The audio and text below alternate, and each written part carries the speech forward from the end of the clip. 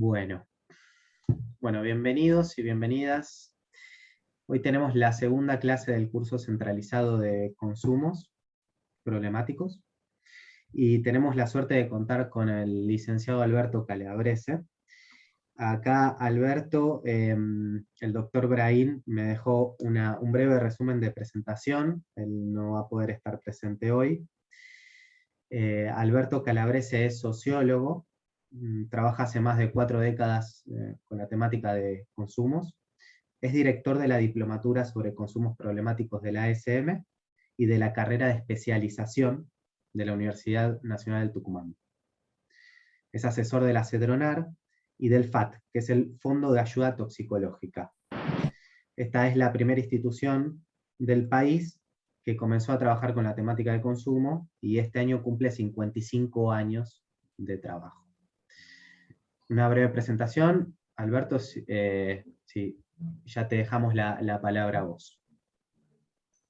Bueno, buenas tardes a todas y todos. Un gusto estar acá. Siempre es bueno encontrarse con la gente nueva que se va a hacer cargo de las cosas, incluso más allá de nuestra vigencia en este mundo. Y que nos importa que tengan la claridad de poder ver las cosas tal como son y no como pretenden que sean. El problema o mejor dicho, los problemas surgidos a partir de los consumos problemáticos, lo que se llaman consumos problemáticos, que se suelen circunscribir únicamente a los ligados al tema de las sustancias psicoactivas prohibidas, ¿no? Y no así, porque cuesta mucho verlos, por ejemplo, lo que pasa con el alcohol. Ahora bien, para que se den una idea, mientras que el alcohol y el tabaco, que son drogas, alcohol un depresor, el tabaco por la parte de la nicotina, que sería su atractivo principal, porque es el que nos engancha con la sustancia. El tabaco tiene 400 subproductos que son tóxicos, pero digamos, su acción de enganche está hecha fundamentalmente por la nicotina, que es un estimulante. Aunque la gente no lo vea como tal, es un estimulante. O sea, cuando muchos usuarios de tabaco dicen, bueno, me voy a fumar un cigarrillito porque así me calmo, se calma por el ritual que tiene incorporado, pero no porque la sustancia lo vaya a calmar, porque es un estimulante. Y además tiene 400 productos subsecuentes al hecho de que el tabaco se quema, entonces desde monóxido de carbono, alquitranes, que son realmente los factores cancerígenos más importantes, etc. O sea, las sustancias legales psicoactivas, y no hablemos también de algo que es el fenómeno actual de la guardia, cuando me tocó estar como director de adicciones ¿cómo se llama? En el Ministerio de Nación, en el 11 al 15,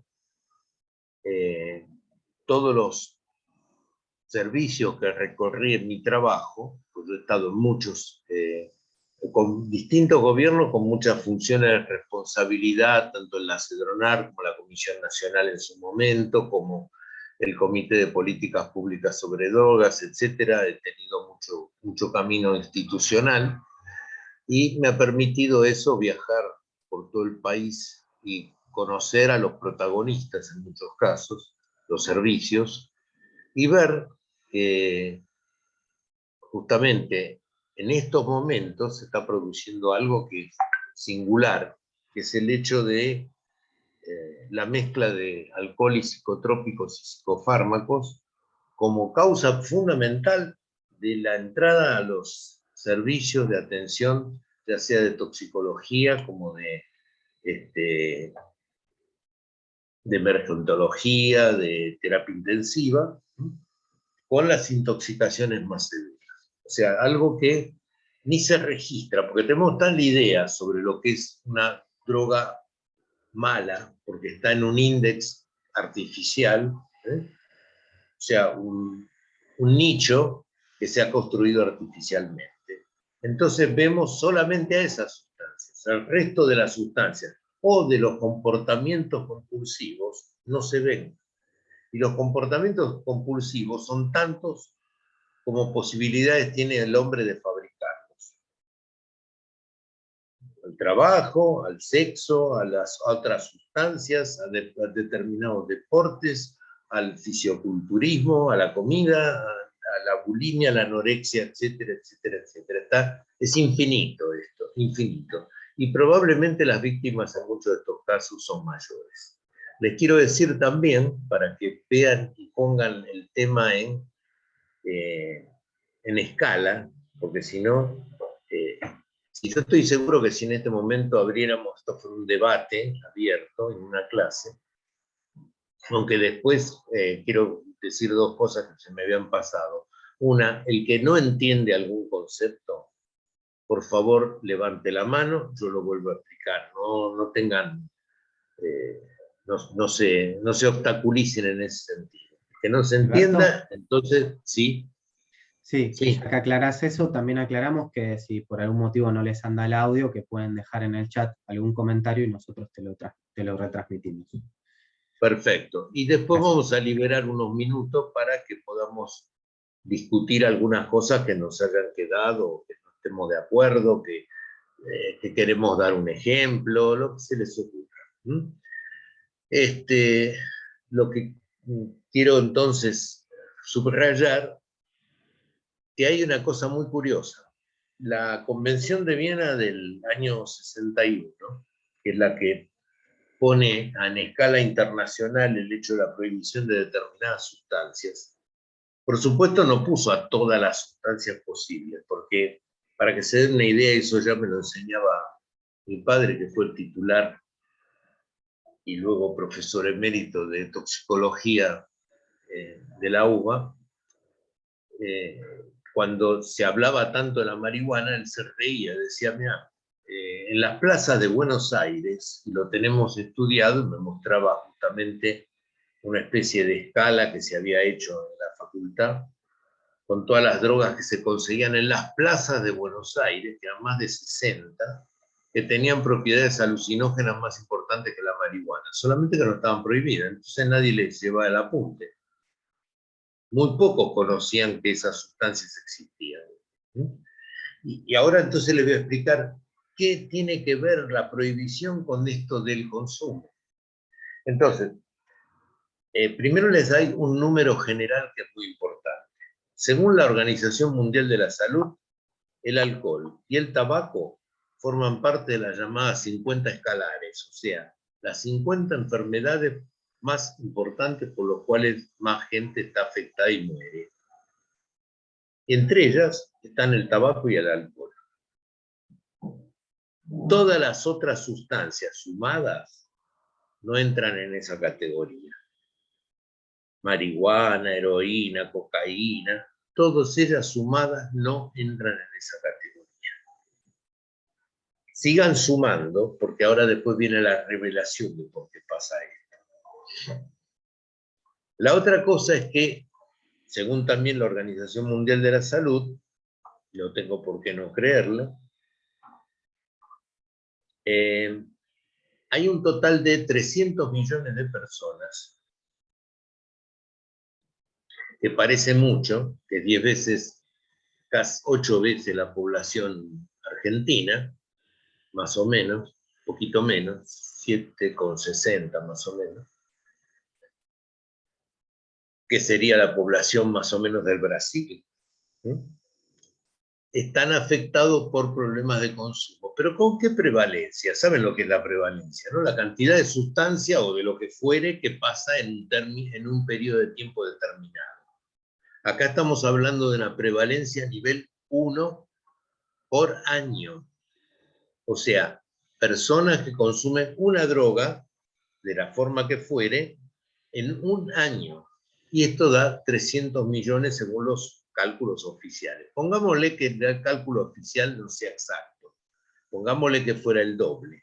Pero les recuerdo, prevalencia 1 quiere decir que esa persona consumió 1 gramo o más de cocaína en un año, o se fumó 10 porros, no, ya no entra en la estadística. Se fumó uno, entonces entró en la estadística. Pero es una prevalencia muy baja, muy baja. O sea, no podríamos decir de nadie, por ejemplo, si tuvo, no sé, 10 gripes a lo largo de un año, no hablemos del COVID, 10 gripes a lo largo del año, diríamos que su prevalencia es alta. Son muchas gripes para un año. Ahora, si tuvo una gripe en un año, y es casi diríamos normal, si no tuvo ninguna es muy afortunado, pero una en un año sería una cosa lógica. 10 ya es una persona como para estar analizando sus niveles de inmunidad, su grado de resistencia, etcétera, etcétera. Pero cuando digo en 300 millones, estoy marcando otra cosa. ¿Cuál es el, digamos, tienen algunos de ustedes idea de cuántas personas hay en la humanidad en este momento? Yo se los cuento. Las personas que en este momento están, digamos, signadas por el consumo de sustancias, comparadas con el total de la humanidad, es una proporción inaudita. ¿Por qué? Y porque la humanidad está integrada por unos ahora, y puede ser que sean más, que seamos más, 7.600 millones de personas. 7.600 millones de personas. Miren lo que representa 300 millones en 7.600 millones. Es la nada nadiante. O sea, no es una cifra.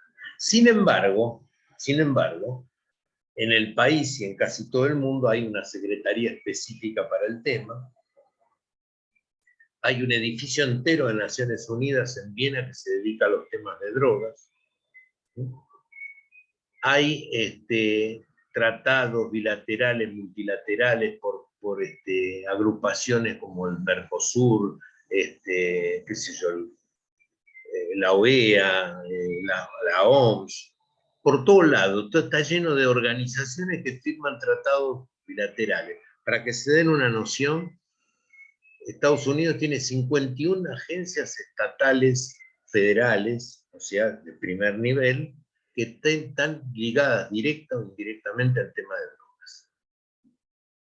O sea, la DEA, por ejemplo, que es la que lucha contra el tráfico de sustancias, o la NAIDA, que es la que se dedica a la prevención del uso de sustancias.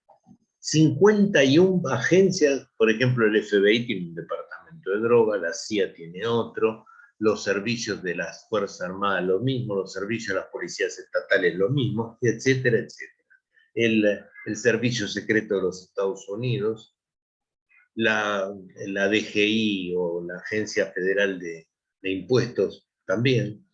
O sea, no hay nadie que no esté empleado a este tema. ¿Y por qué toda esta pegotina? Por una razón muy simple. Porque este problema se ha convertido en un problema, pero con otros objetivos. Ha originado dos grandes campos.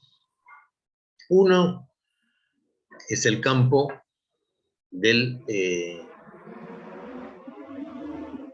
negocio. El negocio total de drogas en este momento significa alrededor de 2 billones de dólares por año.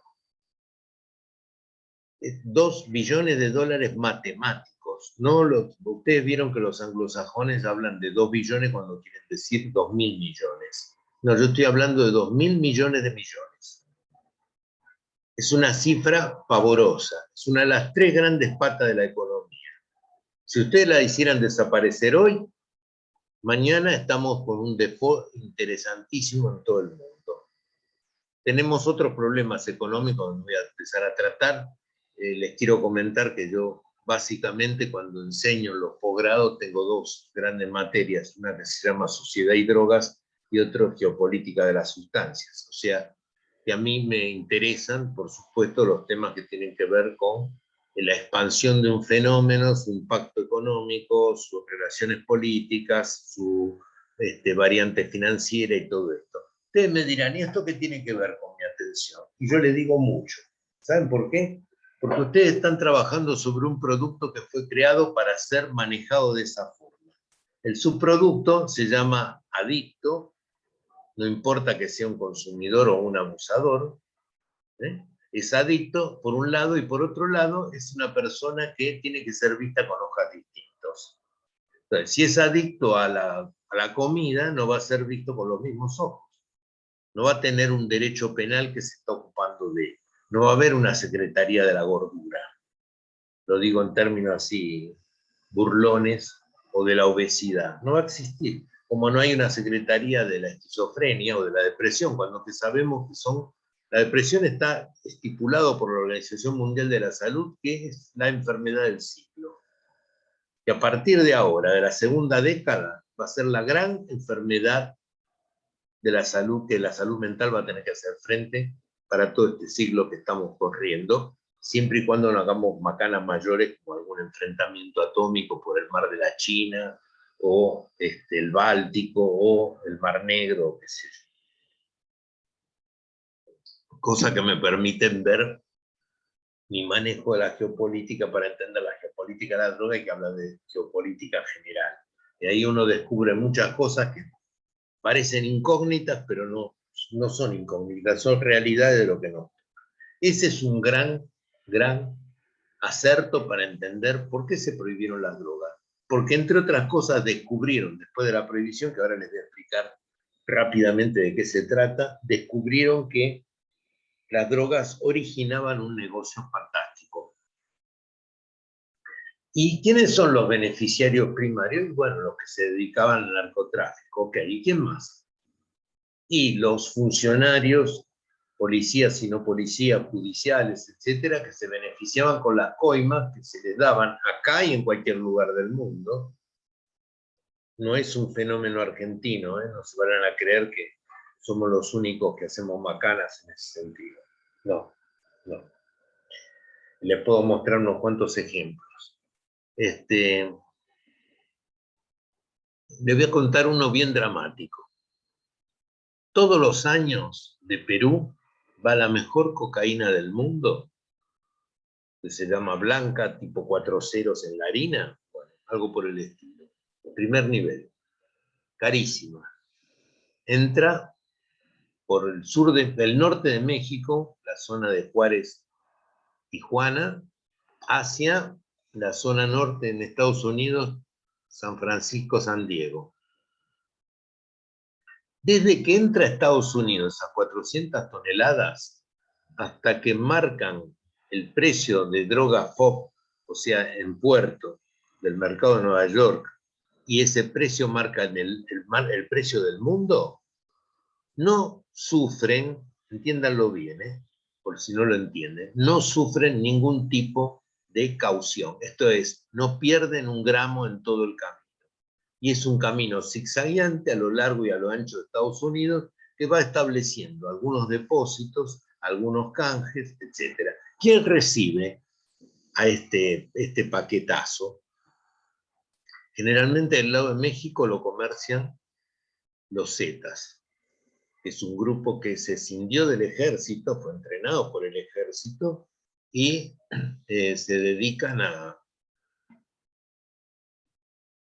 bueno, se pasaron de bando, ganan más plata, obviamente, y son los dueños de ese pasaje de droga peruana, sustancia psicoactiva de primer nivel, blanca, que pasa a Estados Unidos, da toda la vuelta, establece el precio FOB ahí en Nueva York, y saben que no pierde un gramo. ¿Por qué no pierde un gramo? Pues del otro lado de la frontera lo reciben gente allegada a las 4 grandes familias mafiosas de Nueva York.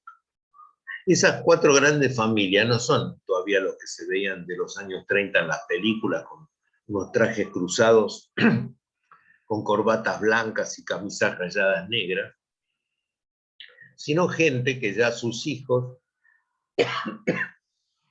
hace rato que se codean con lo mejor de la aristocracia americana, van a los mejores colegios, a las mejores universidades, tienen negocios por derecha,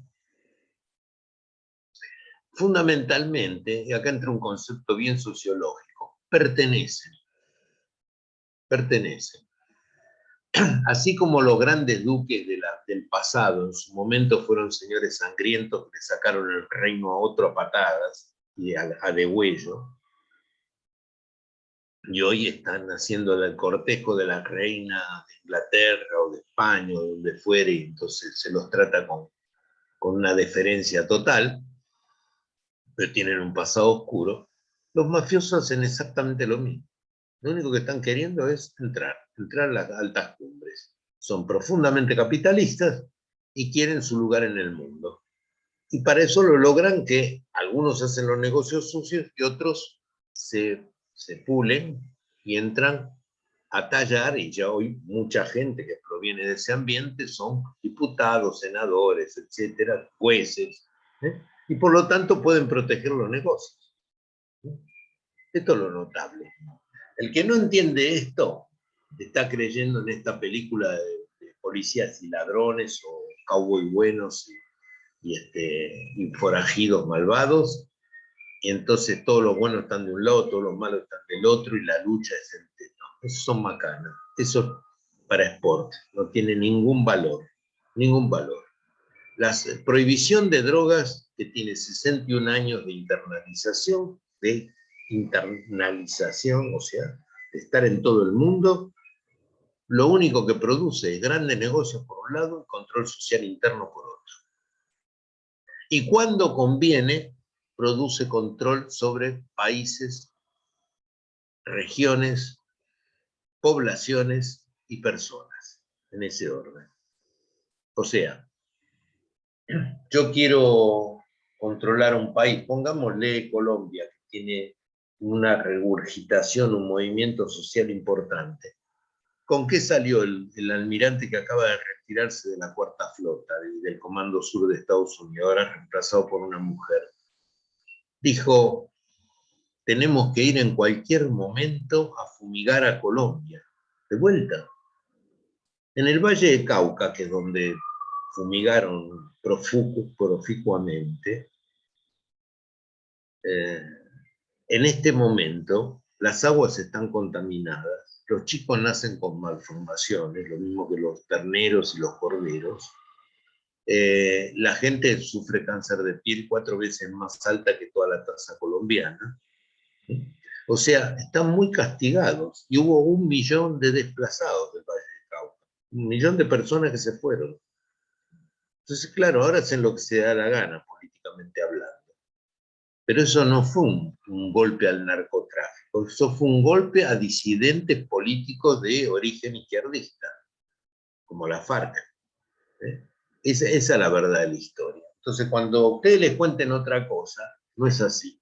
Y de esto hay pruebas más que suficientes. O sea, el tráfico no solamente lo producen los malvados cárteles mexicanos, sino que también se produce del otro lado, como se los acabo de decir, que cruza esa sustancia, recibe la bendición apostólica de los 4 grandes de Nueva York, y con sus contactos evitan tener pérdidas en el camino, lo que se llama decomiso. El decomiso no existe, llegan intactas esas 400 toneladas, marcan el precio para todo el país, y desde ahí también marcan el precio del mundo de la cocaína más pura. Bueno, muy bien. Una vez que está hecho este panorama, entonces, gran negocio por un lado, control social por otro. Vamos a ver cómo se produce el control social efectivamente en lo que a ustedes les toca tratar y, digamos, entender, que después lo van a recibir en una ficha donde van a ver cómo se despieza esto. Eso lo voy a hacer simplemente con un triangulito que lo van a entender fácil. Después lo van a ver en detalle. Yo les quiero mostrar esto. ¿Lo ven? ¿Lo ven o no lo ven? Sí, ahí se ve bien. Bueno, muy bien. ¿Esto qué es? Un triángulo, ¿no es cierto? Ustedes van a ver que hay una raya que divide el triángulo en dos. Este triángulo dividido en dos me divide 2 campos. Uno, el que está acá, que es el campo de pertenencia, y otro, que es el campo de separación o dispersión desde la normativa social. ¿Qué es lo que hace eso? Según qué tipo de ley se rompa, este triángulo que va del centro a la derecha es el que está signado por aquellos que son considerados como disidentes o desacoplados o diferenciados, los que son señalados como si fueran una excrescencia social, algo que sobra, que no está bien. Pero pasa otra cosa muy curiosa en este triángulo. La gente que está acá en este sector es perteneciente, por lo tanto, sobre ese sector no hay cuestionamiento. Si el consumo se produce de este lado, no va a ser discutido, salvo a nivel de consulta privada y en lo posible en lugares donde no sea accesible, no sea conocido, incluso en el extranjero, porque de esto he visto hasta cansarme. Hasta cansarme. Familias muy amigas mías, de que los conocía de la vida, que yo algunos de sus chicos los conocía desde que nacieron, después me negaban que tuvieran tal o cual problema simplemente para no planteármelo, y después me enteraba que lo habían mandado a Miami a tratarse. Muy bien. En cambio acá estaban los disidentes. Estos disidentes se apartaban cuando al principio aparecieron las prohibiciones sobre la droga. Estoy hablando de la época de López Rega, cuando la tenencia de drogas, que fue la segunda ley de drogas, se convirtió en un problema para incriminar la tenencia para uso personal, que después se acrecentó con la ley que tenemos ahora.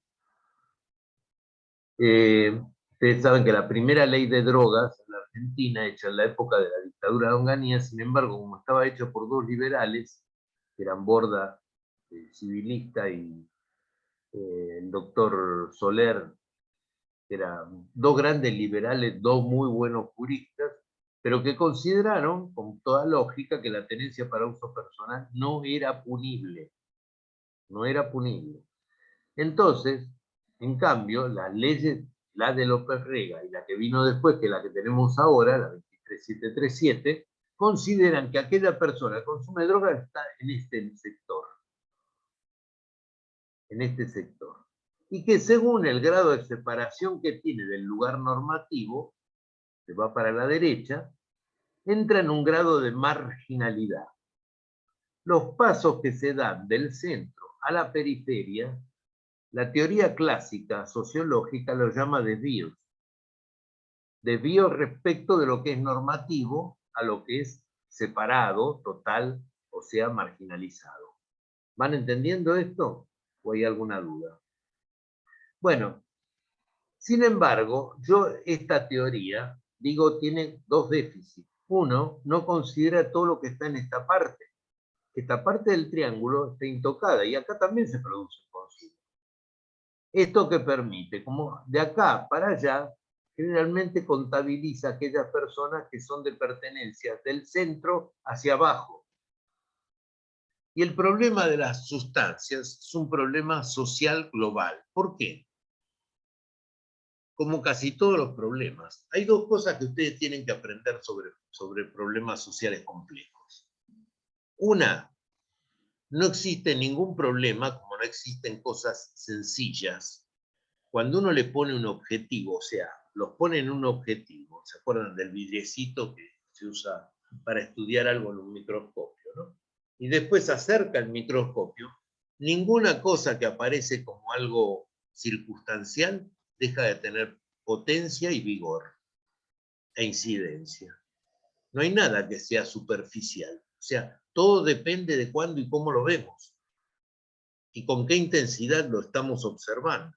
No hay problema que no sea complejo. Pues yo les voy a dar un ejemplo. Si yo les digo, establecer, digamos, hablar sobre una mesa, ¿es algo complejo? ¿Es algo social? Y usted, la mayoría va a decir, bueno, es una mesa. No, es complejo. ¿Y saben por qué?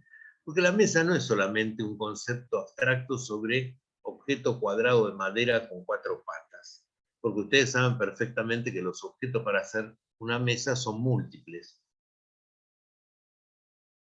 Hierro, vidrio, plástico, piedra, lo que quieran.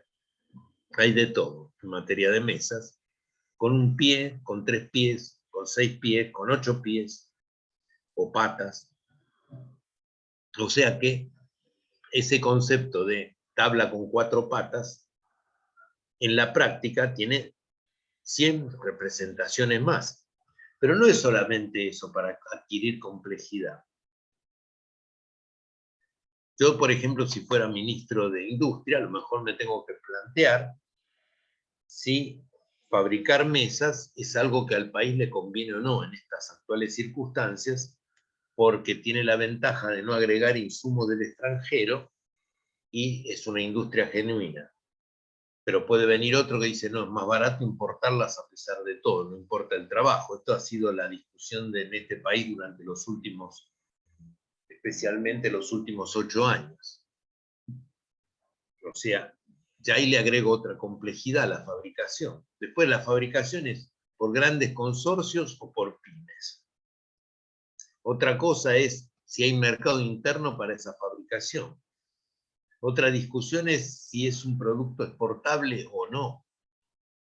Y cómo tendría que competir en un mercado internacional frente a productos hechos en China, Tailandia, Vietnam o lo que sea, esos países que fabrican cosas buenas más baratas. En fin, se dan cuenta que ya dejó de ser un problema de la mesa de 4 patas para convertirse en un problema que tiene una serie de posibilidades, de inclusiones, de maneras, de integración, etcétera, que son muy complejos. ¿Eh? Muy complejo, o sea, no hay nada que se pueda resolver por el camino ultra simple de decir sí o no, o blanco o negro, no existe eso. Los problemas humanos son complejos por definición. En el tema de drogas, cuando se habla de su complejidad, se olvida que es un problema complejo, sí, y que es un problema social y global. ¿Por qué es un problema social global? Porque, primero que nada, no es solamente un tema de jóvenes. O sea, tenemos un problema de adultos, tenemos un problema no reconocido de sustancias psicoactivas legales o restringidas de farmacia, muy importante en la actualidad, muy importante en la actualidad, sobre todo a los médicos les digo esto, es un problema que no tenemos lo suficientemente relevado. Cuando yo estuve la última vez trabajando con los farmacéuticos de todo el país y su federación, me decían que ellos creían que la población argentina tiene por lo menos una cifra cercana a las 20.000 muertes por iatrogenia, productos pasados de mano en mano con el criterio que a mí me sirvió, a vos te puede servir, mal uso de medicamentos que están almacenados y entonces se lee un prospecto sin entenderlo o se googlea o qué sé yo y se toman, consejos de vecinos sacadas tomados, digamos, del propio botiquín de la casa, etc. 20.000 muertes, se dan cuenta que eso es muchísimo más que todas las drogas prohibidas sumadas. O sea, tenemos muchos grandes problemas con una incidencia muy alta. Póngale que estuvieran equivocados los farmacéuticos, lo reducimos a 10.000, igual le está ganando en varios miles a todos los que fueran drogas prohibidas sumadas. En varios miles. Y ahí me entra otra cosa para decirles. Y no voy a abundar demasiado en eso, porque si no la hora se me iría nada más que en eso. La hora, el tiempo de clase. El otro gran problema es que, y les voy a usar un ejemplo muy claro de intromisión por el tema de drogas, para reordenar al país sobre determinados parámetros. Y esto es México en los últimos 12 años. El expresidente Calderón, un día que sintió que se le escapaban unas cuantas variables del punto de vista político-social, unas cuantas. Esto yo lo tengo estudiado, todavía no lo he publicado, pero estoy casi seguro que voy a llegar a una conclusión que es real. Pasa que este señor hizo que el país saltara de 1000 muertes por año que se atribuían a los conflictos ligados al consumo de drogas prohibidas, pasaron de 1100 muertes por año a casi 12.000 muertes por año. Con lo cual, hace un par de meses, México declaró que gracias a la guerra contra las drogas de Calderón, hoy están en 300.000 personas muertas o desaparecidas, que viene a ser lo mismo, porque una persona que no aparece en un mes ya se puede dar por muerta. Y ha habido de todo, y abuso de toda naturaleza, espantosos, como pasó con los chicos del estado de Guerrero, claro. Que es un ejemplo, porque acuérdense que cuando el equipo forense que fue a buscar los cadáveres abrió 40 fosas comunes no declaradas, o sea, buscándola por distintos medios, 40 fosas para encontrar una, y no estaban declaradas. O sea, han perdido más de lo que han ganado. Y saben, miren la paradoja, no es tan difícil de entender. La paradoja es que en ese mismo periodo en México murieron 800 personas, 800 contra 300.000 por sobredosis, dato del Ministerio de Salud de México.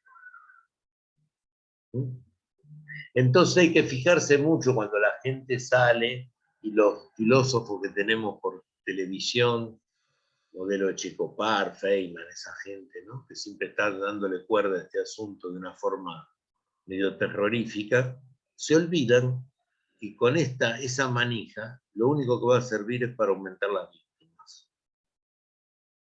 Y que como ya han demostrado otros autores dedicados a otro tipo de mirada sobre este tema, también implican en muchos casos tratamientos compulsivos, erráticos, mal diseñados, que poco tienen de tratamiento y sin mucho de cárcel por otros medios.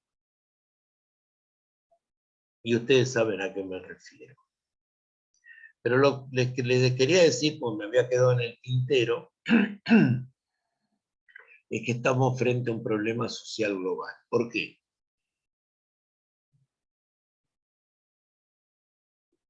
Porque dijimos,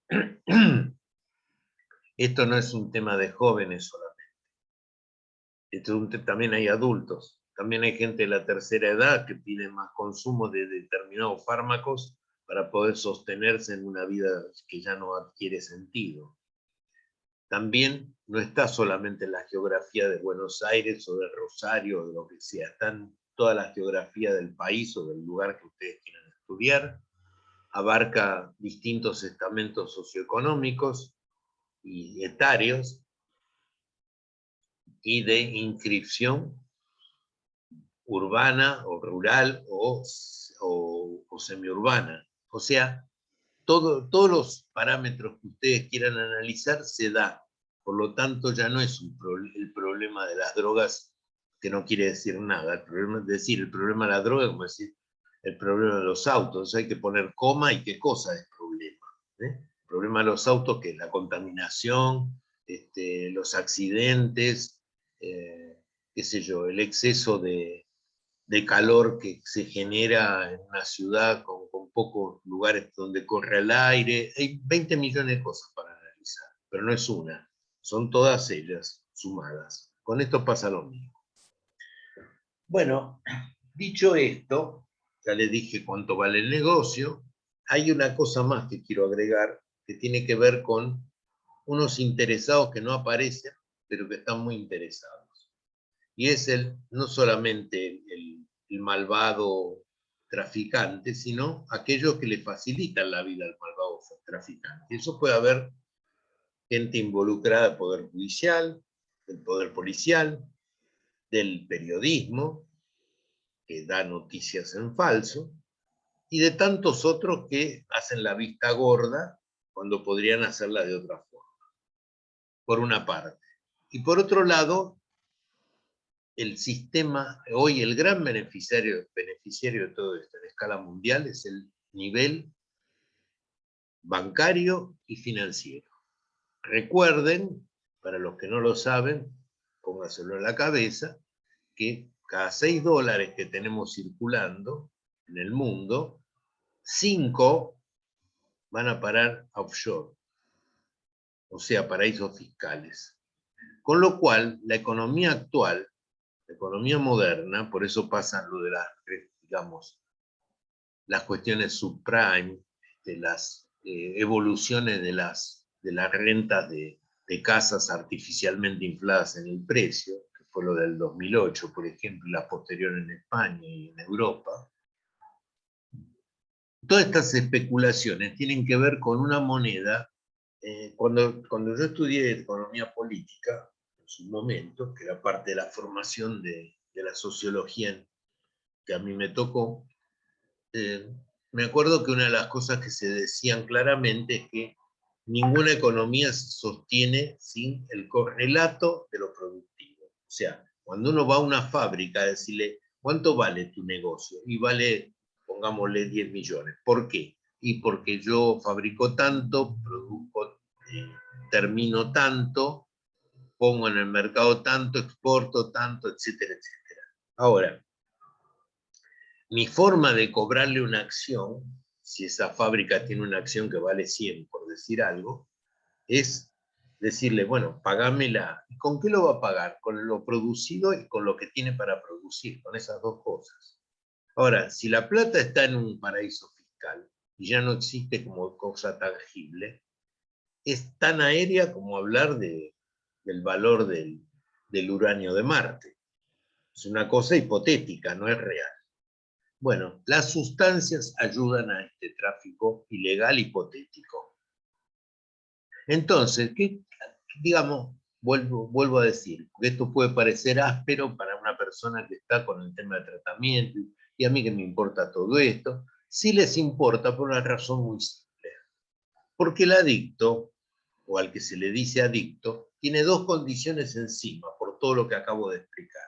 Una, va a ser considerado un paria que está molestando al conjunto social, que hace las cosas bien, y él se divorcia, por ese triángulo que les mostré, se va hacia el costado y termina siendo un marginal. Por un lado es eso. Por otro lado, porque distorsiona, toda la sociedad decidió que este es el que pone las cosas mal, las pone al revés. Y a una sociedad, por cosas que son viejas como el mundo, que es la naturaleza del prejuicio, que la estudió muy bien Allport, hay un artículo también que por ahí se lo puedo pasar de Humberto Eco que habla de eso, construir al enemigo, que es un gran artículo, a mí me ha servido de mucho, porque resume mucho esto, cuando las sociedades todas tenemos la tendencia, como hacían los griegos con la palabra extranjero, que quiere decir que no habla mi idioma, esa figura del extranjero, el distinto, qué sé yo, que cuando se lo quiere mirar con mala cara, entonces enseguida empiezan con que lo que pasa es que son negros, lo que pasa es que son sucios, lo que pasa es que comen unas comidas rarísimas, o sea, todas estupideces.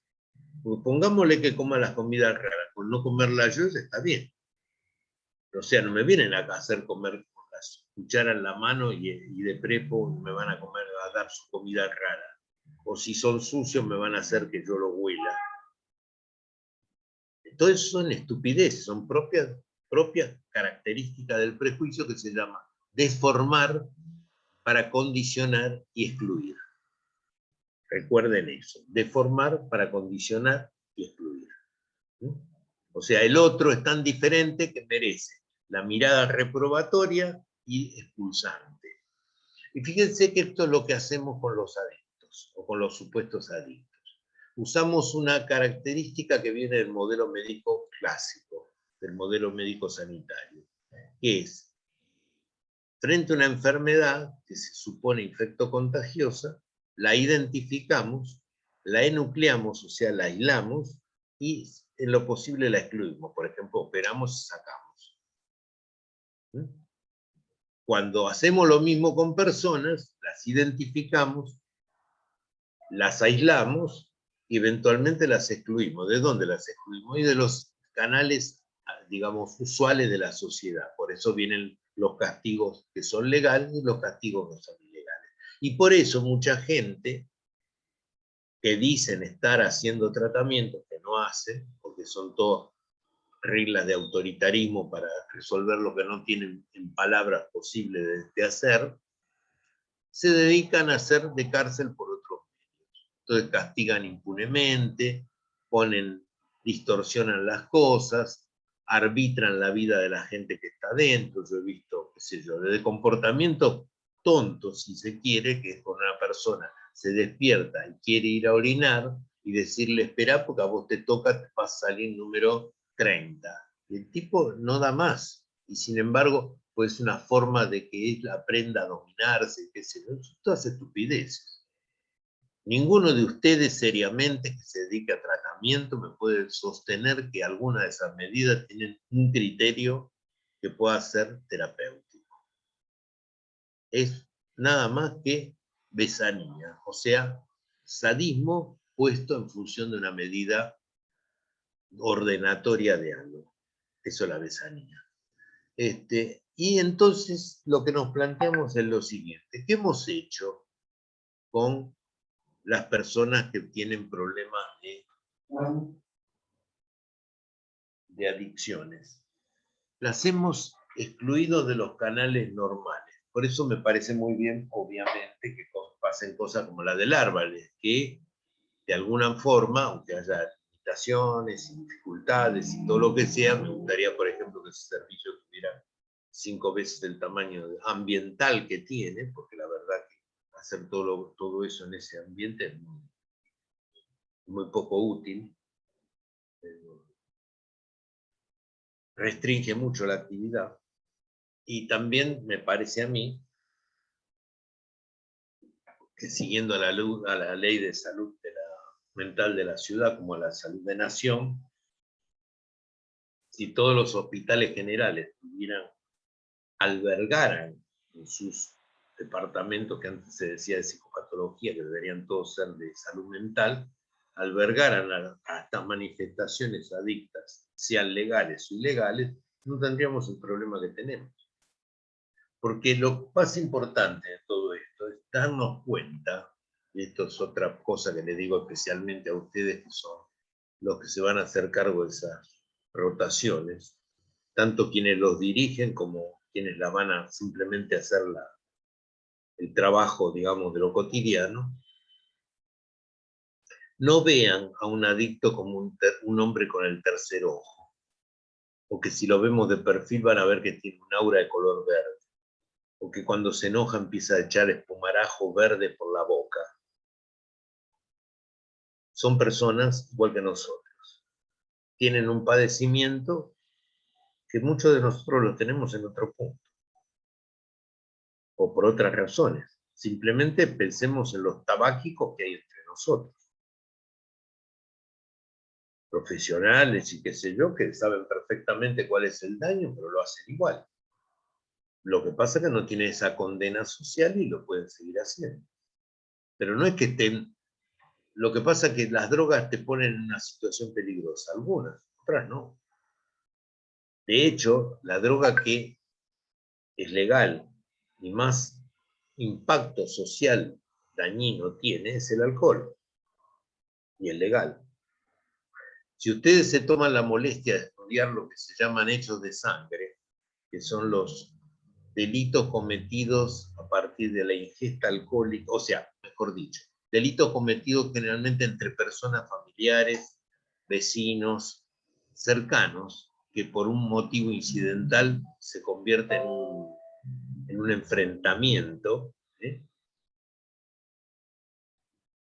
Bueno, ese enfrentamiento muchas veces se da en situaciones tales que terminan con la herida o la muerte de alguno de los contendientes. Por ejemplo, todavía hoy en muchos diarios del interior, yo recibo mucha prensa de todo el país por un servicio especial, y veo que 2 por 3 me aparecen noticias después de un asado, en situaciones que se tratan de establecer, 2 vecinos o 2 el cuñado y no sé quién discutieron fuertemente, no se sabe bien por qué, pero uno tomó un cuchillo y se lo clavó al otro, y el otro a la vez con lo que le quedaba en la mano, que con un atizador se lo plantó en la cabeza.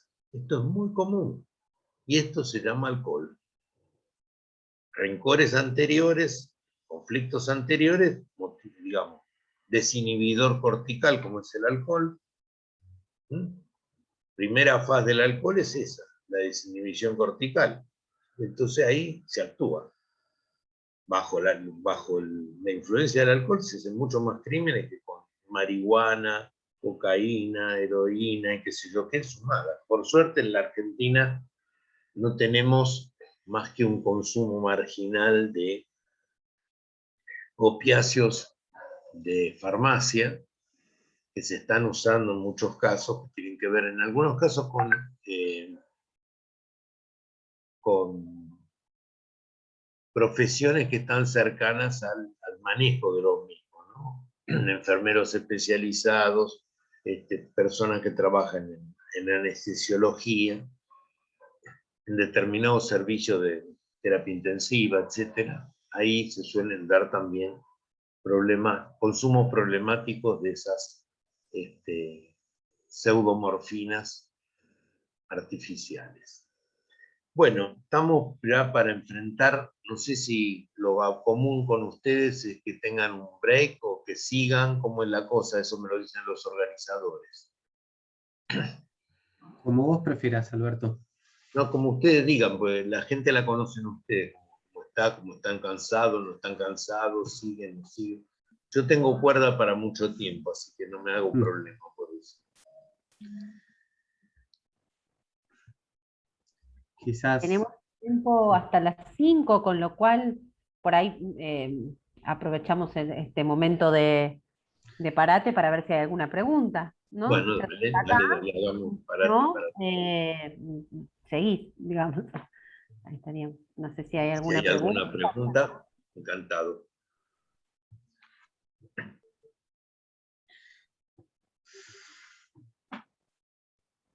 Lo único que veo pocas caras, acá veo títulos de hospitales y nombres. Así que no sé si están ahí o no están ahí o qué.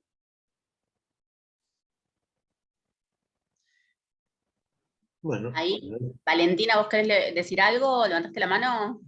Ah, pensé que sí. No, acercó la cara y nos mostró que tiene lindo pelo. Está bien. Bueno. ¿Cero preguntas, señores, señoras? Acá aclaran que están ahí, pero por el momento no tienen preguntas. Bueno, qué suerte. Qué suerte digo que no tengan preguntas, ¿no? A mí se me ocurren unas cuantas, pero en fin. Sigamos adelante. Entonces, una vez que está hecho este panorama, vamos a decir qué conforma realmente una adicción, a quién se puede considerar realmente un adicto, y no la mayoría que se incluyen en muchos servicios que no son ni un pálido reflejo de eso.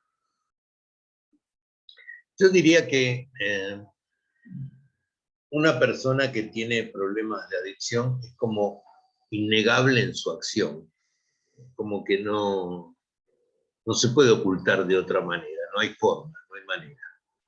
¿Por qué? Porque su vida está asignada por la actividad. O sea, el consumo problemático puede y debe ser, generalmente para establecerlo como consumo problemático. Ustedes saben que el consumo problemático es una definición un tanto compleja que fue originada en el Uruguay, después en todo caso les voy a alcanzar una clase que dio en el curso de la Asociación de Salud Mental, una ponencia de la licenciada Susana Ryan, que realmente sabe mucho de esto del tema de lo preventivo, y lo que nos advertía ella es que con nuevas palabras podemos conformar viejos prejuicios, ¿no? O sea que muchas veces adquirimos nuevas designaciones para algo, terminamos usándolos como forma condenatoria. En su momento fue con el modelo médico sanitario, que establece la figura del enfermo, pero después se usó como una forma discriminatoria, el enfermo especial, en definitiva, ¿no? Ese enfermo que nadie lo puede agarrar, que es complicado, que es traidor, que es mentiroso. Bueno, ustedes habrán escuchado caracterizaciones del adicto que son, literalmente, son brumosas por un lado, porque no tienen ningún tipo de asidero real, y por otro lado incluso pueden ser cómicas. Lo de mentiroso, francamente, es una categoría que me encanta, porque si hay alguien que no es mentiroso, pues, bueno, tiene que dar un paso y lo canonizamos, o sea, lo mandamos a que la iglesia le ponga una aureola de santo. Todos somos mentirosos, en mayor o menor medida. Decirle que no está, que vengo más tarde, que se me cortó la internet, que voy en otro momento porque ahora estoy muy ocupado, la ocupación no es precisamente una ocupación, y así, permanentemente en la vida cotidiana vivimos macaneando para poder En realidad solventar esa vida cotidiana. lo que se juzga es la capacidad de hacer pasar por alto esa mentira o de disimularla. A Entonces, ver, como, decirlo de nuevo. en Decirlo de realidad, nuevo. como mentimos, pero no se nos nota, o Sí, bueno, eso me podemos hace acordar a la vieja Colima en el ejército, que te castigaban si descubrían que vos, por ejemplo, no solamente te habían robado, sino que denunciabas el robo porque no habías sabido hacer otro para sustentar ese robo anterior, ¿se entiende? O claro, sea, no había sabido mentir con clase es eso lo que se y tapar castiga. las cosas.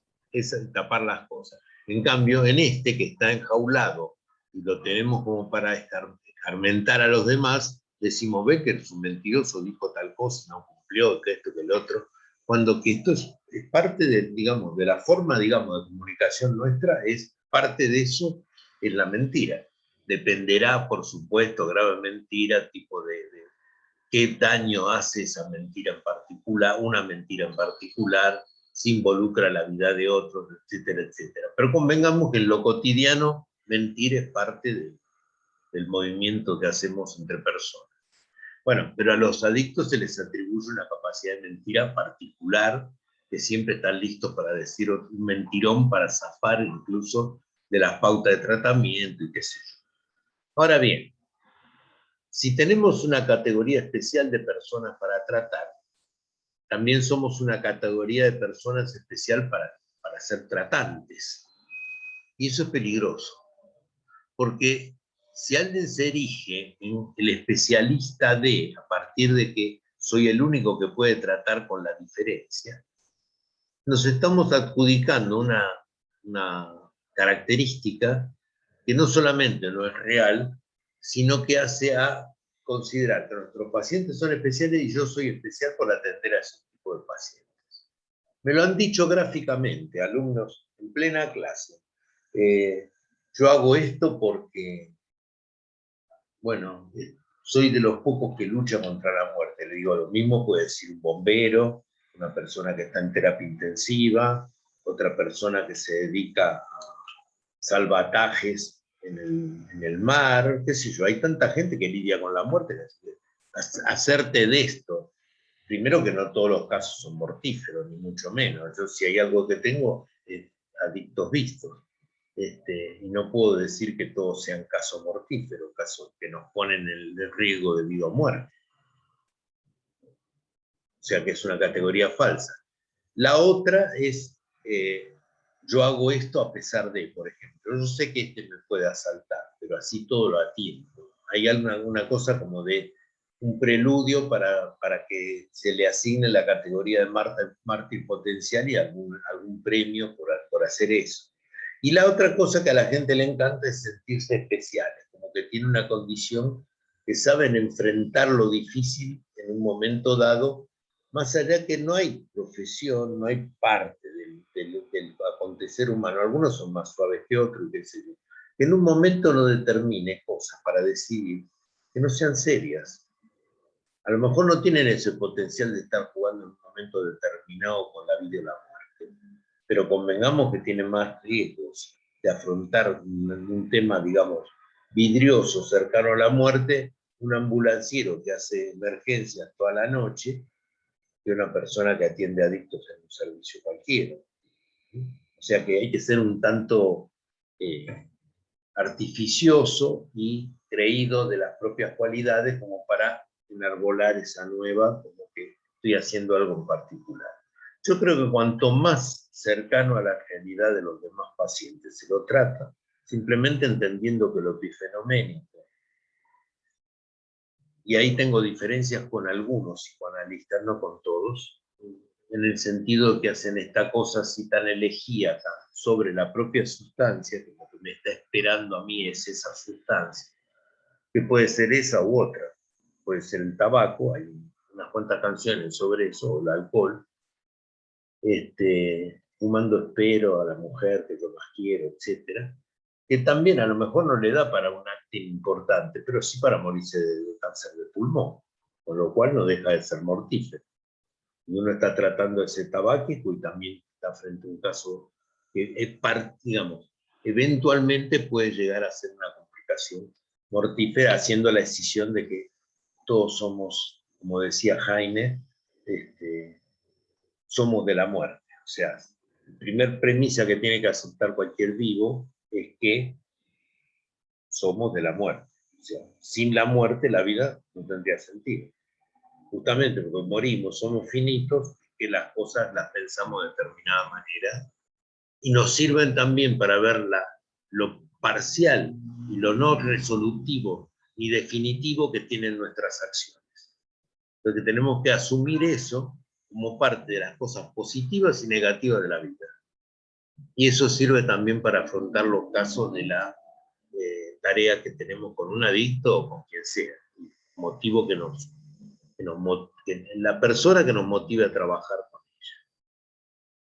O sea, saquémonos la característica heroica para adquirir la perspectiva humana.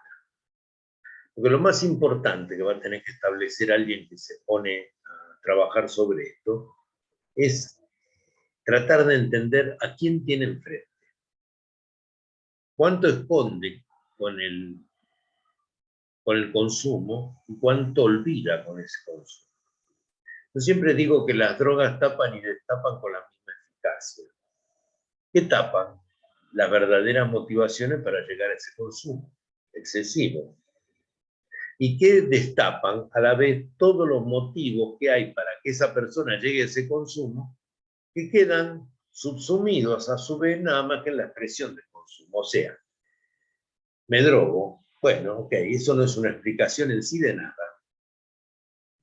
Ahora, eso me sirve por un lado para no tener que hablar de cosas que me motivaron a ese consumo, o taparlas, o destaparlas a la vez, porque yo hablo tanto de este consumo y va surgiendo el propio devenir del tratamiento que tiene un déficit con la familia de tal tipo, que tiene un abandono de tal otro, y todo eso le sirvió a él para decir que el problema era su droga, y a los que están lo acompañan para decir, sí, él estaba fenómeno, era un hombre bueno, santo, esto y lo otro, pero un día empezó a drogarse y ahí se arruinó todo, se convirtió en un ser extra que no podemos tener en cuenta. Esta es la disyuntiva de las sustancias. Tapan y destapan con la misma intensidad. Y no nos podemos enamorar de lo sintomático, porque siempre detrás de lo sintomático hay una estructura. Y la estructura es de antecedentes, o sea, las características por las cuales una persona se conforma y tiene un principio de identidad. Juan es Juan, y Jessica es Jessica, salvo que en este momento acá haya 10 Jessica, entonces estableceremos que Enville es distinto a Rodríguez o distinto. Pero esa identidad, Jessica Enville, bueno, es la de Jessica Enville, ella es semejante a un montón de otras personas, a todos nosotros, y a la vez es distinta. Es el principio de identidad. El adicto no tiene una identidad distinta, sigue siendo José Pérez o Juan Rodríguez o Josefina González. Pero la sociedad los lugares de separación entre lo que es correcto, incorrecto, incorporado o no, van a hacer ver esa adicción en uno que le van a dar características de lo diferente.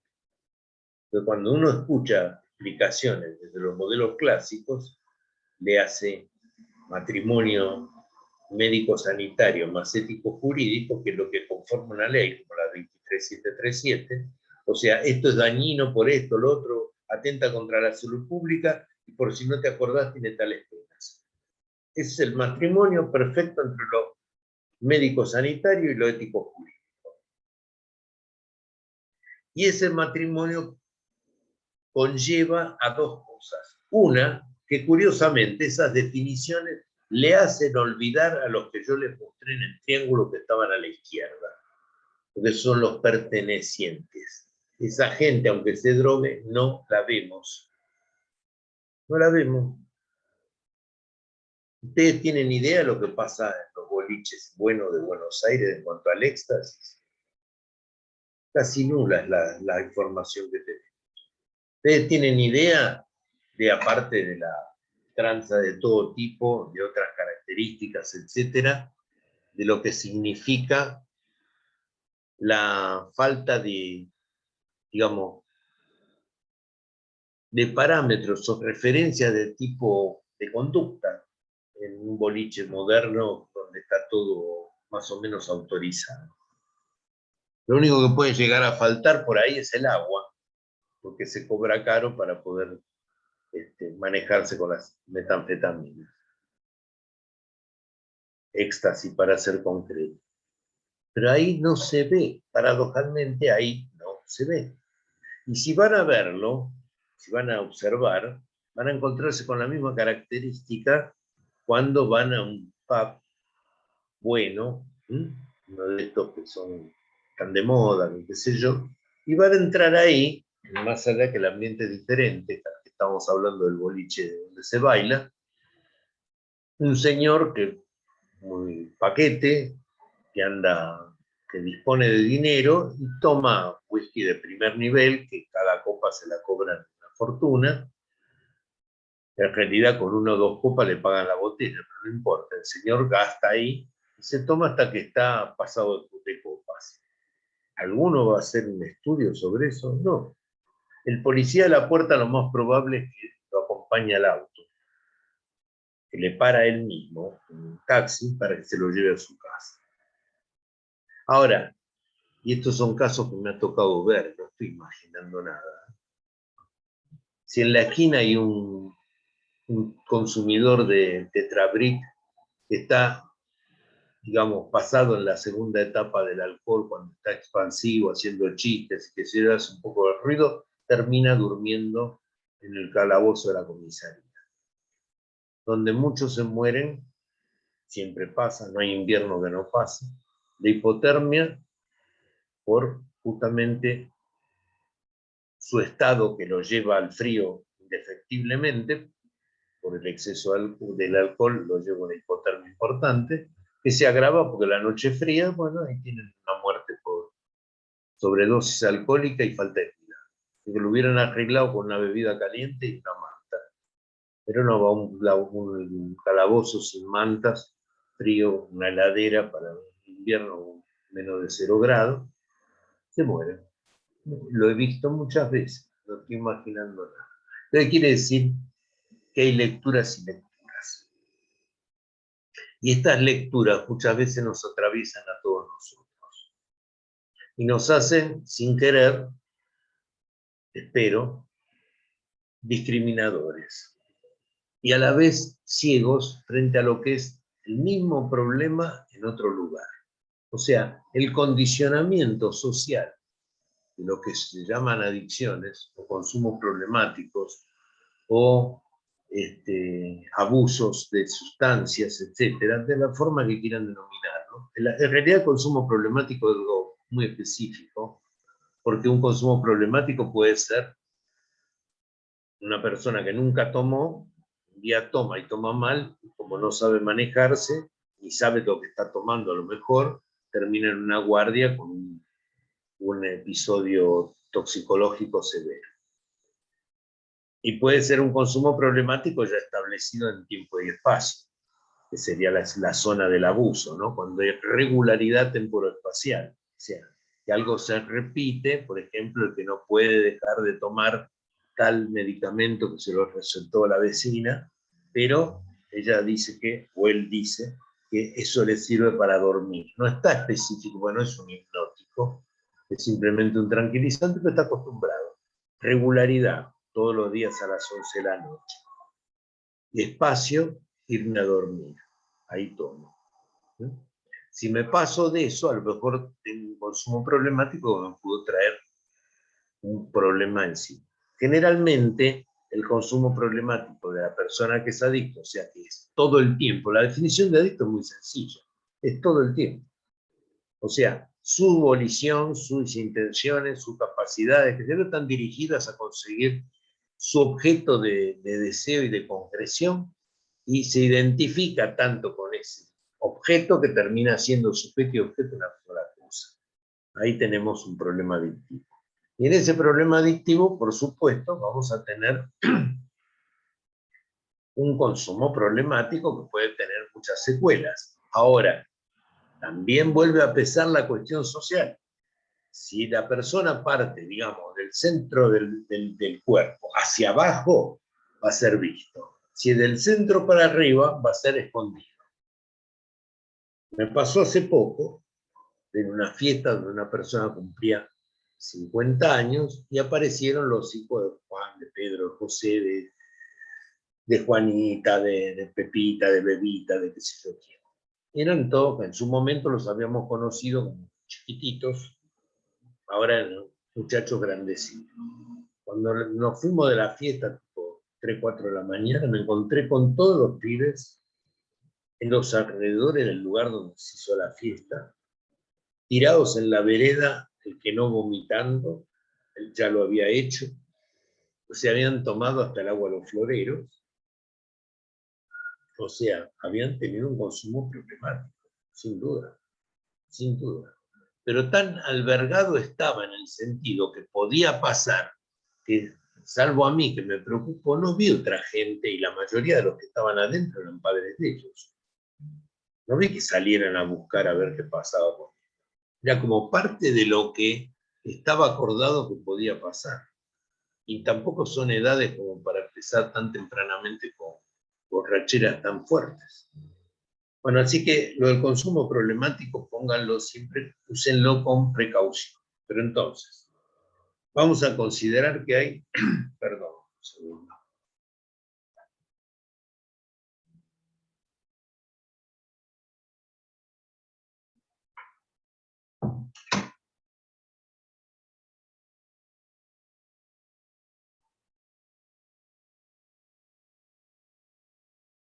Vamos a considerar que estamos frente a una persona que podemos llegar a decir que tiene un problema de adicción.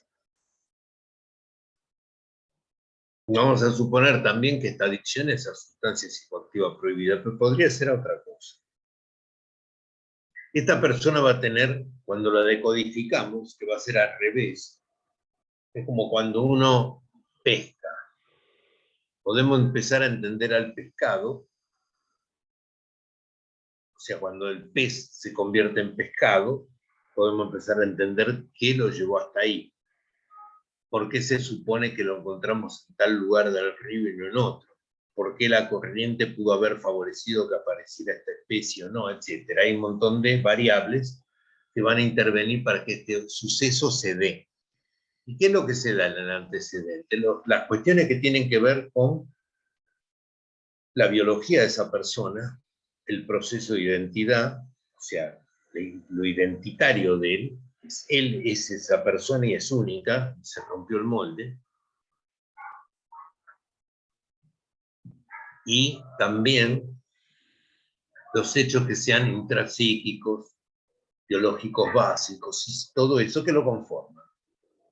Ahora, ese estuche va a ir a parar a un medio que abre de alguna forma el estuche, lo rompe, lo intercala y lo hace intercambiar con el resto de los sujetos.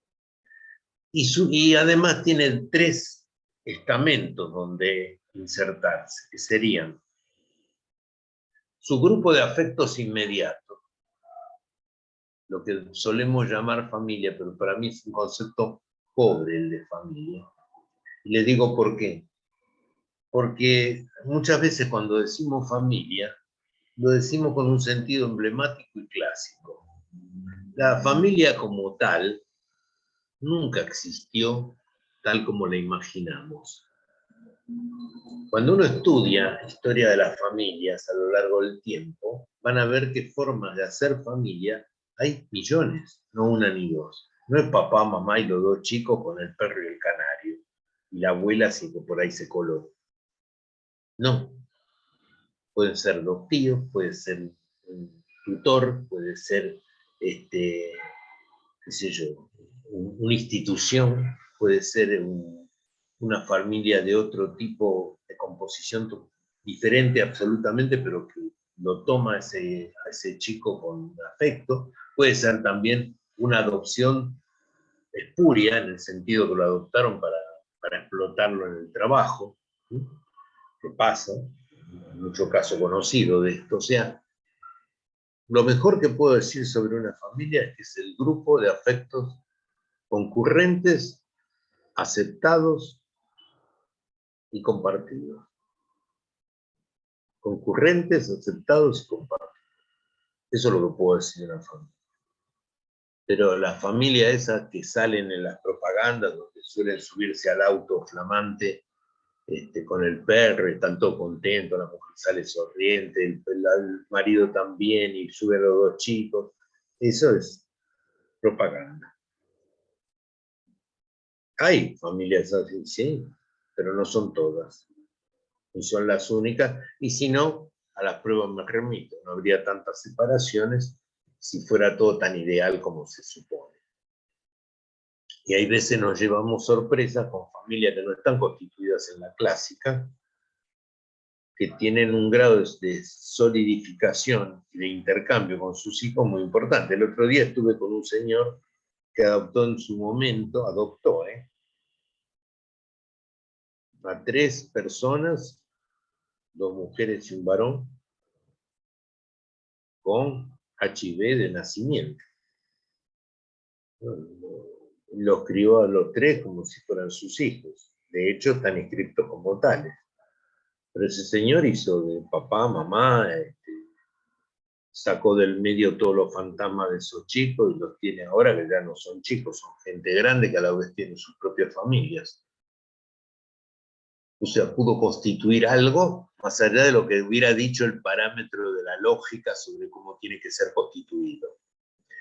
Bueno, el condicionante es entonces ese grupo de afectos inmediatos, es las instituciones con las que intercambiamos, son las instituciones con las que intercambiamos, son los otros lugares de encuentro y de desencuentro que tienen las personas, barrio, instituciones barriales, lugares de encuentro formal e informal. Por ejemplo, los chicos que se juntan en la plaza con los días que están que no llueve para jugar al fútbol, pongámosle, terminan siendo una forma de organización del contenido, del continente social.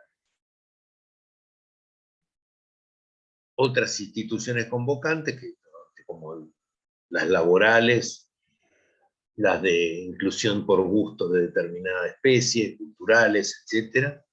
Y por último tenemos los desencadenantes. Suelen ser en personas muy sensibles los golpes fuertes que hubo en la estructura que lo determinan hacia una conducta X que lo marca en su sentido de pertenencia. Por supuesto, los que siguen esta cadena que yo acabo de describir, no es que todos van a terminar siendo adictos, desde luego que no. Es probable, sí, que hagan algún otro tipo de manifestación que sea revulsiva, que se note, porque hubo cosas en todo este camino que le hacen más difícil una inserción en lo lo cotidiano, lo común, lo aceptado, lo adocenado. Entonces, de ahí que cuando uno, y fíjense ustedes que esto tiene mucho que ver con la terapia, porque ustedes se van a fijar que cuando reciben a una persona, probablemente les va a venir con, yo vengo acá porque tengo un problema de consumo de droga, pongámosle. Pero al rato que está hablando, solo, sin que nadie le pregunte, ¿qué hacía tu mamá cuando vos te drogabas? No, preguntas obvias y pavotas no. Pero al respecto de la conversación que se va dando, probable que diga, no, lo que pasa es que, por ejemplo, a mi vieja le ponía muy nervioso que yo darse cuenta que yo consumía. ¿Y cómo actuaba ese nerviosismo? Y, qué sé yo, una vez me denunció a la policía, otra vez, o me pegó, o lo llamó al viejo para que me cascara, o qué sé yo, algo así. Me tiró todo por la ventana, me dijo que no podía ser más su hijo, no sé. Ese tipo de cuestión, no dijo nada, también que es otra forma de hacer, no dije nada, se hizo la boba. Todo esto es lo que va a surgir. Y si alguien se quedara con lo epifenoménico, está pifiando en sus materias que tengan que ver con tratar adecuadamente. Porque, a ver, si alguna persona se presenta a un consultorio y va a decir, yo vengo acá porque tengo un problema para divorciarme, está bien, es algo como para resolver en este momento. Si querés hacerlo, si no lo querés hacer, ¿por qué lo querés hacer? Si tenés alguna alternativa o no, si querés permanecer aislado del mundo porque estás cansado de todo lo que sufriste ahí o no. Hay 200 millones de cosas, porque te querés juntar con la persona que te gusta. Bueno, pero si siguiéramos desde la primera a la 10ª reunión diciendo, bueno, ¿y cómo va eso del divorcio? Si no pudiéramos avanzar nada más que de la figura epifenoménica, ese tratamiento es un fracaso. Porque se está agarrando nada más que de lo que puntillea por arriba, molesta visualmente casi, sobre lo que se va a estar tratando.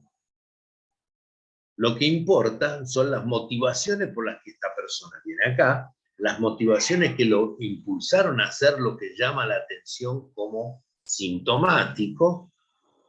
¿Cuánto de lo sintomático tiene que ver con una cuestión profunda? ¿Y qué representa para él haber elegido esa sintomatología o esa forma de aparición para llamar, digamos, para incrementar los intereses de los otros sobre él? O como forma de identificación de sí mismo también. No quiero identificarme con nadie, me quiero identificar con todo. Como me dijo alguna vez, pero eso era más de otra época, un tipo que dijo, yo soy un verdadero adicto. Así le dije, ¿por qué? Porque todo lo que era posible meterme en el cuerpo lo hice. Está bien, es una definición como en realidad tendría que haber dicho soy un buen conejillo de indias, porque me metieron todo lo que era posible y estoy vivo. Lo que me quiso decir era eso. Sobreviví a todos, soy una especie de Superman. En un punto él lo sentía así. Era un chico muy inteligente, que después lamentablemente falleció por HIV hace muchos años. Hay algunos que tienen claro, muy claro, que fueron los motivos que lo disociaron en un momento dado de las conductas esperables y fueron hacia una conducta que también es esperable, porque tiene que ver con lo compulsivo, más o menos llamativo, que prende la atención de los demás. Fíjense ustedes una cosa muy simple. Si una persona consume alcohol en forma seria, hasta que la familia lo vea como alcohólico, va a pasar muchísimo más tiempo que si la droga es prohibida. Es así. O sea, va a tener que dejar seguramente un trabajo, va a tener que ser echado de otro, va a haber golpeado a la mujer o a los chicos, va a tener conductas muy desagradables, de hacer grandes escándalos, o porque se siente impotente a actuar con celotipia permanente. Ese tipo de cosas son archicomunes, pero se tardan años en llegar a la conclusión conclusión de que la persona en cuestión está con un problema severo de alcohol. Porque la droga está aceptada. En cambio, si fuera prohibida, sí, esta es una persona que consume marihuana. Yo me acuerdo alguna vez en un programa de televisión hace mucho tiempo, en un programa serio, hecho por una persona que en una época fue muy seria, ahora no, ahora es payasesco, y dice exactamente lo contrario que lo que supo decir en su momento. Pero en ese momento hizo una denuncia severa sobre una clínica muy importante y quién tenía internado y en qué condiciones. Y bueno, había uno que bueno, finalmente la madre lo rescató porque tenía tal cantidad de medicamentos de encima que si no se drogaba por la droga prohibida por la que había ingresado, se drogaba 100 veces más por las drogas permitidas que le estaba dando la clínica en función de que lo estaba tratando por cuestiones de tipo psiquiátrico. Que no lo era, que después tuve ocasión de llegar a ver el caso. Pero lo terrible es que cuando le preguntan, señor, ¿y usted por qué hizo eso? Y él fumaba marihuana, y yo le encontré varias veces en los bolsillos marihuana.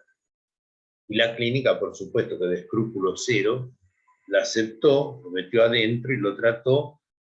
En realidad lo destruyó, porque le hizo un chaleco químico, que otra que era sombrero, chaleco, chaleco de fuerza, de todo. Era un espanto. Ese chico no podía emitir palabras, estaba todo el tiempo babeando, con una mirada perdida.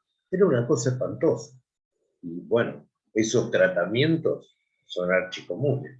Acá les vuelvo a decir, es una forma del castigo social por romper un esquema que está otorgado desde vamos por muchas razones que ya pincelamos y que tienen esa contracara. Son, digamos, reciben todo el castigo posible. Ahora bien, ese castigo va a ir en relación inversa al lugar social que les toca ocupar. Si está en una situación, o sea, directamente, si ustedes quieren, si tienen dudas sobre lo que yo estoy diciendo en este momento, lean algo sobre la composición carcelaria argentina. Van a ver cuánta gente y con qué tipo, aún el tipo que haya saltado 10 kilómetros, que la gente lo considera ultra peligroso, es un pobre infeliz al lado de un tipo que haya hecho una maniobra de evasión o de movimiento de fondos con un banco donde nos hizo 100 millones de veces más agujero que el que hace ese tipo que asaltó kioscos, o un banco incluso. Piensen en una cosa muy simple, para el pueblo argentino en general, y no lo dimensionaron. El préstamo que le dio el Banco Nación a Vicentino son 800 millones de dólares. Si ustedes lo dividen por la población argentina, le va a dar una cifra interesante que todos debemos porque el banco se lo dio a una empresa en particular que ya estaba en default. Y eso hasta ahora, además, la población del pueblo primer afectado salió a defender a la empresa. Si hubiera sido un chico adicto que hubiera robado en un kiosco, lo hubieran colgado, como ya ha pasado. La justicia de par a par, mano a mano, se está dando. Yo tengo estudiado el fenómeno. A propósito, me hago bajar las noticias urgentes del canal de Crónica, porque las voy contabilizando y qué tipo de cosas hay.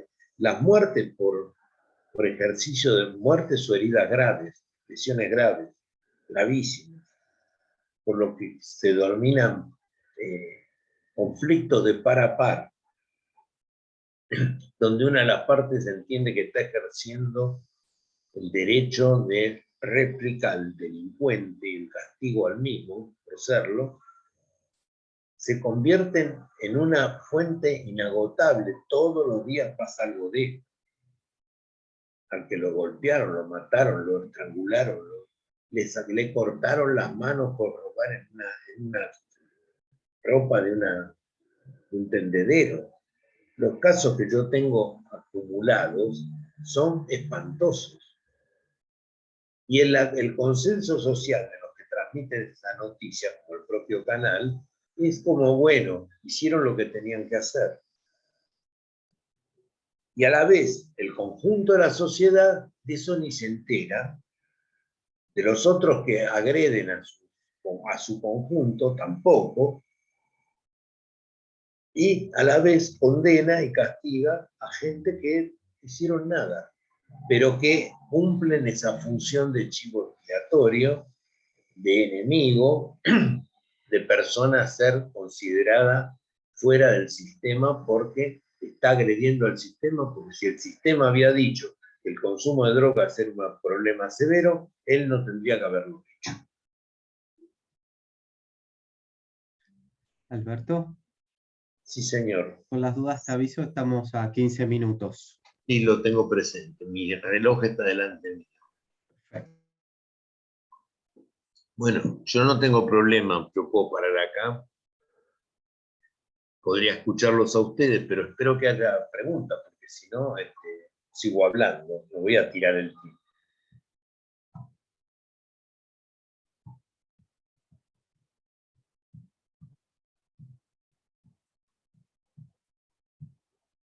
O lo tienen muy claro, y yo soy tan satisfactorio que soy como la droga, doy todo.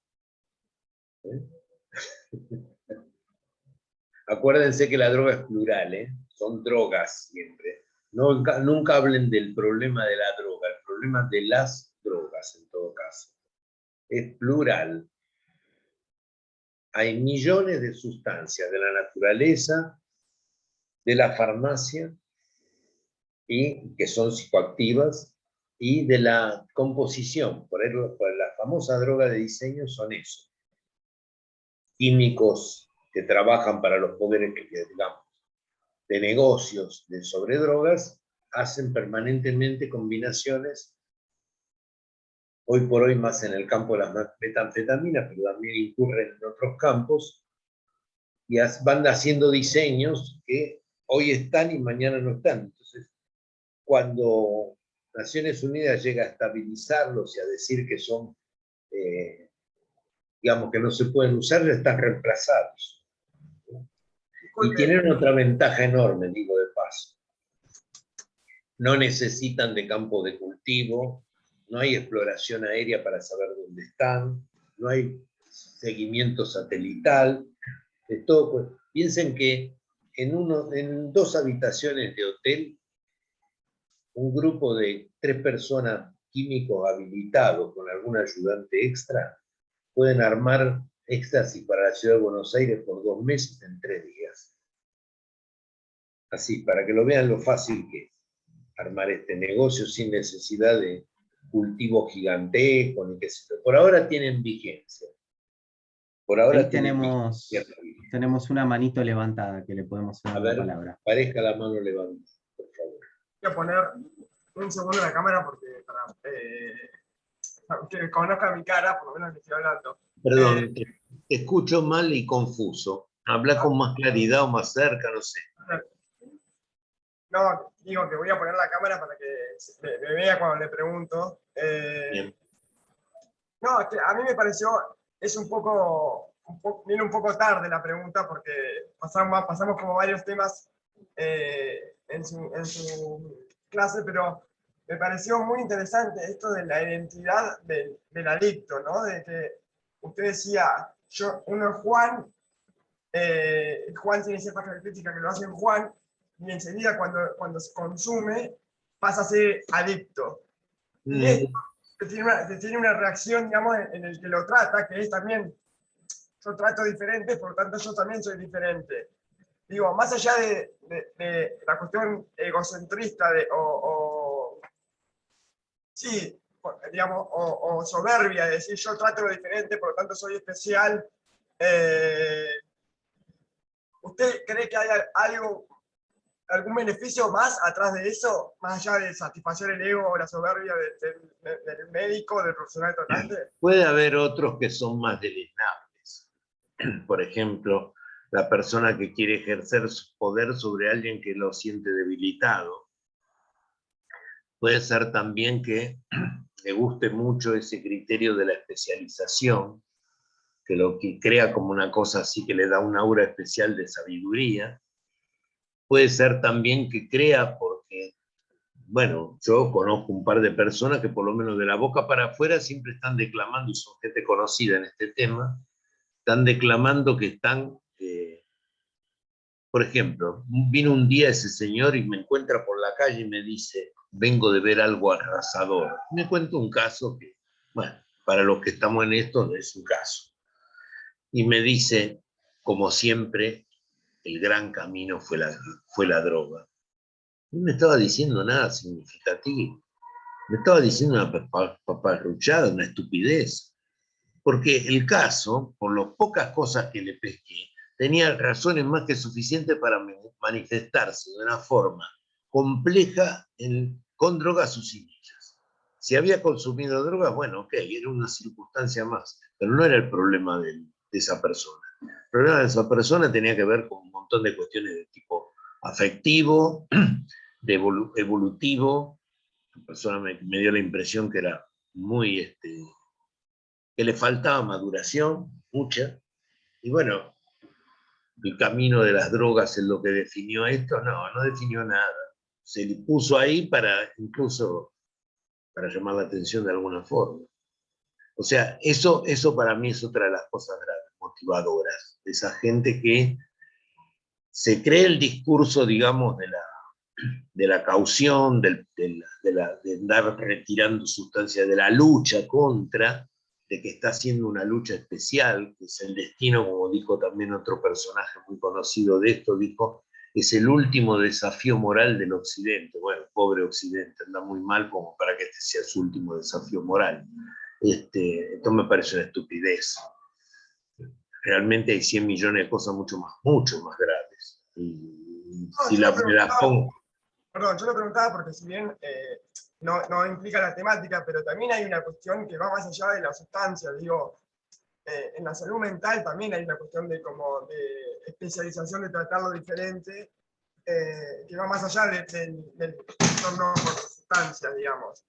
Yo trato, el paciente de salud mental es un paciente diferente, por lo tanto yo lo que hago es, también recalco que soy diferente, más allá de la sustancia, digo.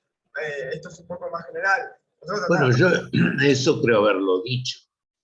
Yo dije que también había una cuestión de más allá de la sustancia, o sea, depende de qué lugar se quiera poner uno respecto a la salvación. Yo soy el que salva a los que se pueden morir, bueno, como me dijo esa alumna, parece una estupidez. El que lo hace porque se siente más importante, se le ve con la cara que pone y la nariz como la empina, que está creído de que está sabiendo algo que no sabe ningún mortal en esta tierra. Todo eso son cosas, pero son razonables dentro de lo que es el criterio o el descriterio humano, de la razón de ser del hombre.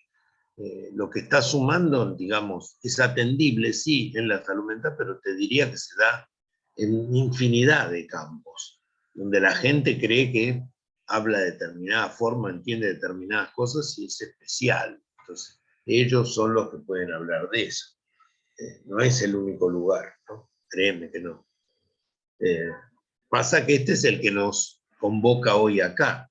Lo importante para cualquiera de ustedes es el hecho de decir, estoy frente a un hecho de lo cotidiano. Las sustancias, gracias a la prohibición, recibieron un lugar, estas sustancias en particular que están en la lista de lo prohibido, recibieron un lugar que nunca hubieran tenido de otra forma.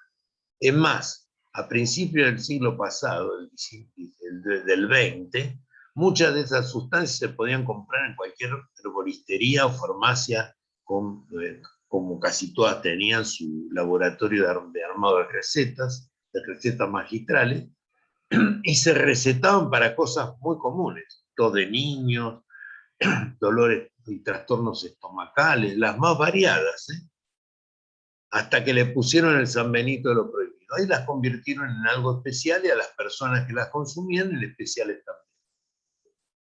Pero eso siempre ha pasado con lo prohibido. Cuando ustedes estudian la ley seca de Estados Unidos, el periodo ese de 13 años, pasó exactamente lo mismo, desde el punto de vista de la atención, del punto de vista de la policía, del punto de vista de la organización mafiosa, pasó exactamente lo mismo. Lo otro que vino después, que son estas drogas prohibidas, es lo mismo corregido y aumentado.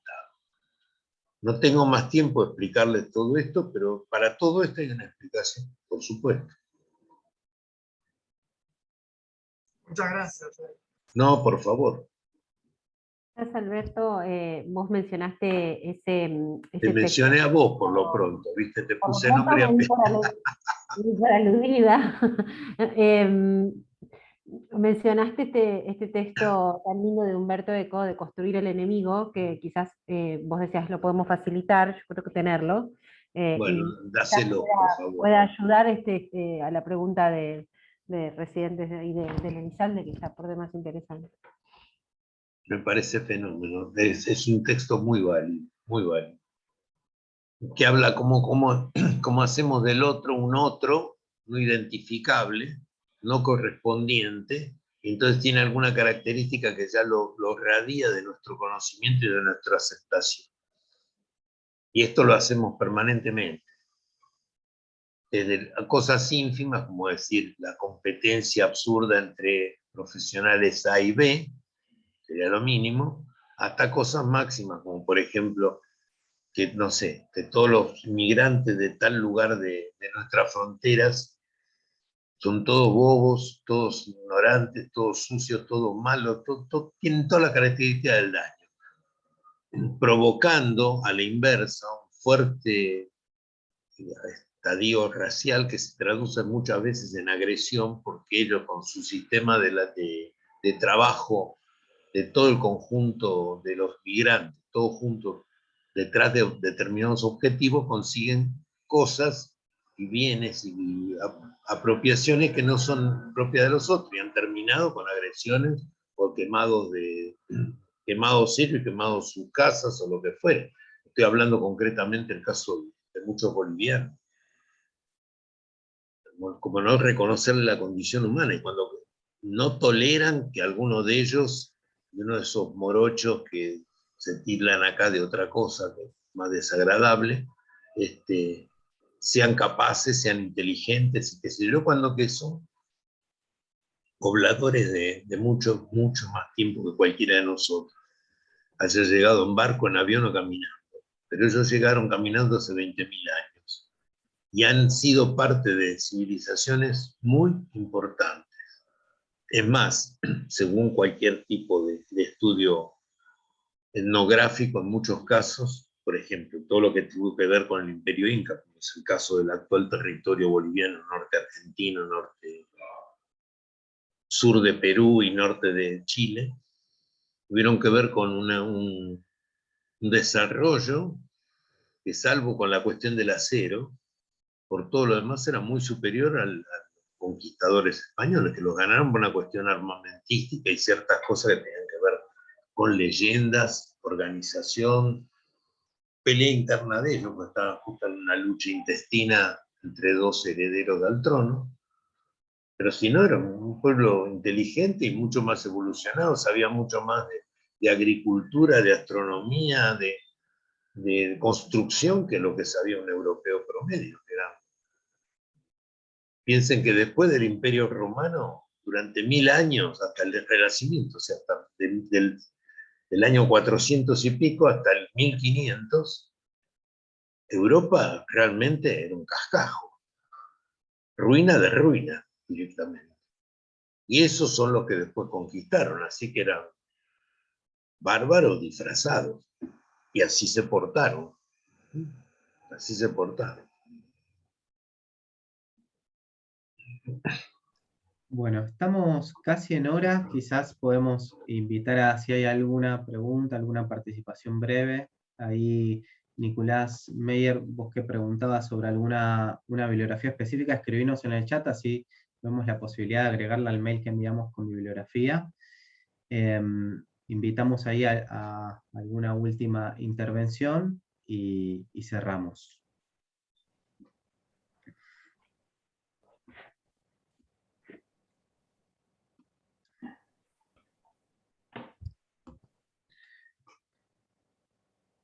Bueno. no hubo tal intervención. Me parece que voy a hubo. tener que repartir premios para la próxima. Todo el cambio de dinámica a lo virtual ha modificado mucho. Bueno, ahí aclaró Nicolás qué texto se refería, si le podemos agregar en la bibliografía. Bueno, Alberto, para nosotros es un lujo tenerte acá. Te agradecemos muchísimo que te hayas armado el tiempo y hayas armado la presentación para poder transmitirla a los residentes. Nosotros vamos a estar pendientes ahí de si nos mandás algún material también para poder reenviárselo a los alumnos. ¿Cómo no? ¿Cómo no? Bueno, para mí ha sido un gusto, les agradezco la invitación, pero sobre todo espero que todas y todos los que están aquí presentes sepan tener una mirada más abierta, más humana, más comprensiva, y más de acuerdo con lo que son los verdaderos orígenes de las profesiones que han elegido, que tienen que ver con tener al otro como un otro que en este momento necesita de mí, pero que virtualmente es una persona igual a mí, con una necesidad de que yo pueda ayudar a que sean diferentes. Si tienen ese compromiso, les va a ir bien. O sea, aléjense de las miradas represivas o condenatorias. Eso va en contra de nuestra condición humana. Muchas gracias. Gracias a vos, Alberto. Te saludan por el chat también. Muchas gracias. Muchas gracias. Me alegro que hayan estado ahí. Gracias a los asistentes también. Vamos a ir dando por finalizada la reunión. Hasta luego. El viernes que viene. Gracias, Alberto. No, gracias a ustedes, chicas, que anden bien. Gracias, Dante. Hasta luego.